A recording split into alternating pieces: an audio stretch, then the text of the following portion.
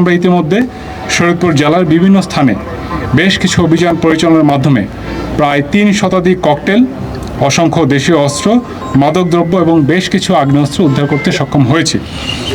সেই ধারাবাহিকতায় গতকাল ৪ ফেব্রুয়ারি রাতে গোপন সংবাদের ভিত্তিতে শরীয়তপুর সদর আর্মি ক্যাম্প, নড়িয়া উপজেলা আর্মি ক্যাম্প ও ডামুড্ডা আর্মি ক্যাম্প হতে যৌথ বাহিনীর মাধ্যমে ৩টি অভিযান পরিচালনা করা হয়।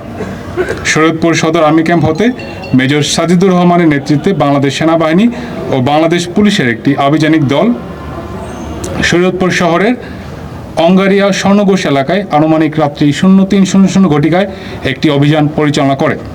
উক্ত অভিযানে একটি টমাহক শটগান, 2টি AK.22 bore semi automatic rifle, 3টি magazine, 71 round shotgun ammunition, 57 round rifle .22 barrel ammunition, 12 round 9mm pistol ammunition, একটি বিদেশি ডেকার এবং 3 বোতল বিদেশি মদ এবং মাদকদ্রব্য গ্রহণের সরঞ্জামাদি উদ্ধার করে।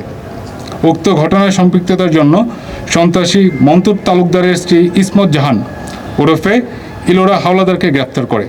উল্লেখ্য যে সন্ত্রাসী মন্টু তালুকদারের বিরুদ্ধে বর্তমানে 7টি মামলা চলমান রয়েছে।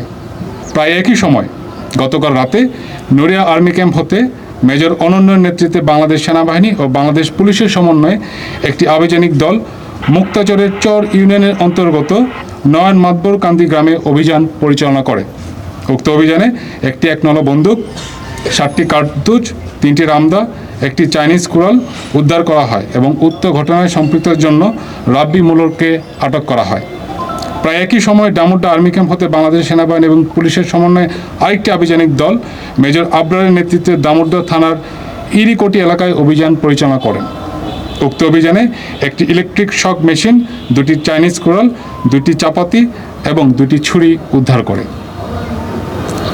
আসন্ন জাতীয় সংসদ নির্বাচন উপলক্ষে শরীয়তপুর জেলার সার্বিক আইনশৃঙ্খলা পরিস্থিতি নিয়ন্ত্রণ রাখার জন্য বাংলাদেশ সেনাবাহিনী অন্যান্য সকল আইনশৃঙ্খলা রক্ষাকারী বাহিনীর সাথে সমন্বয়পূর্বক কাজ করে চলেছে। জননিরাপত্তা নিশ্চিত করার লক্ষ্যে বাংলাদেশ সেনাবাহিনী ভবিষ্যতে এই ধরনের আভিযানিক কার্যক্রম পরিচালনা অব্যাহত রাখবে।